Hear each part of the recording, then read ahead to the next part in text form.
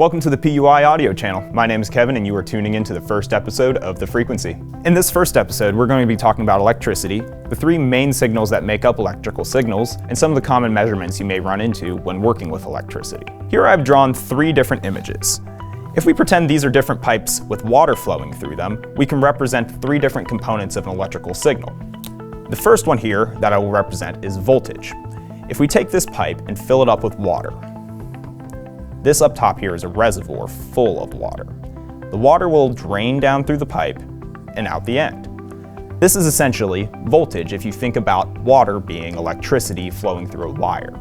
Voltage is equal to the potential of the electricity that can flow through the circuit, almost like a reservoir on top of a pipe. The second pipe here, we can represent current, or I. This is equal to the amount of water that can flow through the pipe at any given time. If we increase the size of the pipe by expanding it, the entire flow of water will expand. The current is equal to the amount of water that's actively flowing through the pipe. Or if we translate this to terms of electricity, we could increase or decrease the size of the wire to change the amount of current. Finally, you have resistance. Resistance is pretty self-explanatory. It's when something resists the flow of electricity, or in our instance here, water. If we had water flowing through this pipe, if it was constricted at a certain point, less water would be able to flow through that point. Anything in an electrical circuit can cause resistance, be it an LED, a ceiling fan, or in our case, more often than not, speakers. As electricity flows through a circuit, or water flows through a pipe, its entire flow is increased or decreased by the current. Increase or decrease at a certain point is represented by resistance. So you may be asking yourself, how are these three different components related? Well, let me show you. If I take the equation V equals IR, this is known as Ohm's Law, that your voltage is directly proportional to your current times your resistance. If you, for instance, need to find your current and you weren't given it, you can rearrange this equation to determine that. I equals V over R. Similarly, you can determine your resistance by dividing again. R equals V over I. As you can see, you can use Ohm's Law to rearrange this equation and find different components of an electrical signal if you're not given it to begin with. There are two main types of electrical signals, AC and DC. An AC signal is an alternating current signal. As time increases, the level of the electrical signal is constantly changing. It's alternating between a maximum peak and a minimum peak.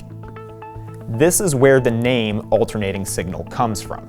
An alternating signal will always have an equivalent negative section to its signal. If we compare this to a DC signal will never alternate.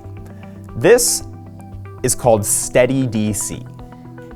Using electrical components, we can take an AC signal and convert it to a steady voltage. This is used commonly in electronics, such as your cell phone. This is the most stable way to power electronics. This is a DC signal.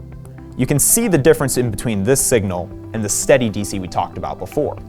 This would not be suitable for use in electronics, as it does not provide a steady voltage to power the electronics. However, because it does not ever alternate below the axis, it never alternates and it's not an AC signal. It is DC.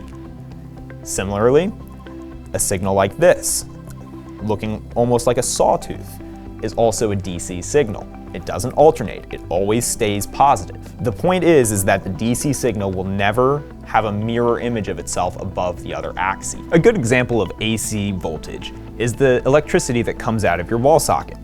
When you want to charge your phone, your charger block that you plug into the wall receives an AC voltage.